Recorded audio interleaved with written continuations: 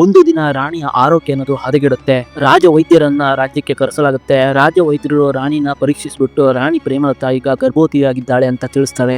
ಈ ಸುದ್ದಿ ಕೇಳಿ ಮದನ್ ಪಾಲ್ಗೆ ತುಂಬಾ ಸಂತೋಷ ಆಗುತ್ತೆ. ಅವನು ಒಂದು ಚಟಗಳಲ್ಲಿ ಸುಧಾರಣೆಯನ್ನು ತಂದುಕೊಳ್ತಾನೆ. ಆದ್ರೆ ಈ ಸುಧಾರಣೆ ಕೆಲವು ಕಾಲ ಮಾತ್ರಕ್ಕೆ ಸೀಮಿತವಾಗಿರುತ್ತೆ. 9 ತಿಂಗಳ ನಂತರ ರಾಣಿ ಪ್ರೇಮಲತಾ ಒಂದು ಸುಂದರವಾದಂಥ ಮಗುವಿಗೆ ಜನ್ಮವನ್ನು ಕೊಡ್ತಾಳೆ. ಅದು ಒಂದು ಹೆಣ್ಣು ಮಗು ಆಗಿರುತ್ತೆ. ಪುತ್ರನನ್ನ ನಿರೀಕ್ಷಿಸಿದ ರಾಜನಿಗೆ ಈ ಸುದ್ದಿ ಕೇಳಿದಾಗ ಕೋಪ ಅನ್ನೋದು ನೆತ್ತಿಗೆ ಇರುತ್ತೆ. ರಕ್ತ ಅನ್ನೋದು ಕೂತು ಹೋಗುತ್ತೆ. ಅವನು ತಕ್ಷಣವೇ ಒಂದು ಸಂದೇಶವನ್ನ ರಾಣಿಗೆ ಕಳಿಸ್ತಾಳೆ. ನಿನ್ನ ಗರ್ಭದಲ್ಲಿ ಜನಿಸಿದ ಆ ಹುಡುಗಿಯ ಮುಖ ನಾನು ಯಾವತ್ತಾದ್ರೂ ನೋಡಿದ್ರೆ ಆಕೆಯೊಂದಿಗೆ ನಿನಗೂ ಸಮೇತ ಮರಣದಂಡನೆ ನೀಡ್ತೀನಿ ಅಂತ ಹೇಳ್ಬಿಟ್ಟು ರಾಜ ಸಂದೇಶವನ್ನು ಕಳಿಸ್ತಾನೆ. ಈ ಸಂದೇಶವನ್ನು ಓದಿಕೊಂಡಂತಹ ಪಾಪ ಬಡಪಾಯಿ ರಾಣಿ ಕಣ್ಣೀರಿನಲ್ಲಿ ಮುಳುಗಿ ಹೋಗ್ತಾಳೆ. ಮೌನವಾಗಿ ಹೋಗ್ತಾಳೆ. ಅವಳಿಗೆ ಬೇರೆ ದಾರಿನೇ ಇರಲ್ಲ. ರಾಜನಿಂದ ಮಗುವನ್ನ ದೂರ ಇಡ್ತಾಳೆ. ಅವಳಿಗಿರೋಂಥ ಈಗ ಒಂದೇ ಒಂದು ಆಸೆ ಅಂದ್ರೆ ಅದು ಅವಳ ಮಗು ತುಂಬಾ ಸುಂದರವಾಗಿರುತ್ತೆ. ಅದ್ರ ಕಣ್ಣುಗಳು ನಕ್ಷತ್ರಗಳ ತರ ಮಿನುಗ್ತಾ ಇರುತ್ತೆ. ಆ ಮಗುವಿನ ತಕ್ಕೊಂಡಾಗ ರಾಣಿ ತನ್ನ ದುಃಖವನ್ನೆಲ್ಲ ಮರಿತಾ ಇರ್ತಾಳೆ. ಅದಕ್ಕೋಸ್ಕರ ರಾಣಿ ತನ್ನ ಮಗುವಿಗೆ ತಾರಾವತಿ ಅಂತ ಸಮೇತ ಹೆಸರನ್ನು ಸಮೇತ ಇಡ್ತಾಳೆ.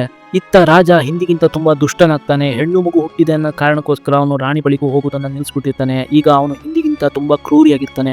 ಅವನ ಮನಸ್ಸಿನಲ್ಲಿ ಯಾವಾಗಲೂ ಬೇಡದಿರೋ ಯೋಚನೆಗಳೇ ಓಡ್ತಾ ಇರುತ್ತೆ. ಹೀಗೆ ಕಾಲ ಅನ್ನೋದು ಕಳೀತಾ ಇರುತ್ತೆ. ರಾಜಕುಮಾರಿ ತಾರಾವತಿಗೆ 10 ವರ್ಷ ಆಗುತ್ತೆ. ಈಗ ಅವಳು ಇಡೀ ವಿಶ್ವದಲ್ಲೇ ಅತ್ಯಂತ ಸುಂದರವಂತಹ ಯುವತಿಯಾಗಿರ್ತಾಳೆ. ರಾಣಿ ಪ್ರೇಮಲತೆಗೆ ತನ್ನ ಮಗಳಿಗೆ ಒಂದು ವಿವಾಹ ಮಾಡ್ಬೇಕನ್ನಂತ ಒಂದು ಚಿಂತೆ ಕಾಡುತ್ತೆ. ಯಾಕಂದ್ರೆ ಆ ಕಾಲದಲ್ಲಿ ಚಿಕ್ಕ ಮಕ್ಕಳಿಗೆ ಬೇಗ ವಿವಾಹ ಮಾಡ್ತಾ ಇರ್ತಾರೆ. 18ನೇ ವಯಸ್ಸಿಗೆ ಬಂದ ಕೂಡಲೇ ಅವ್ರನ್ನ ಗಂಡನ ಮನೆಗೆ ಕಳಿಸ್ತಾ ಇರ್ತಾರೆ. ಈ ಚಿಂತೆಯಲ್ಲೇ ರಾಣಿ ರಾಜನ ಬಳಿಗೆ ಹೋಗ್ತಾಳೆ.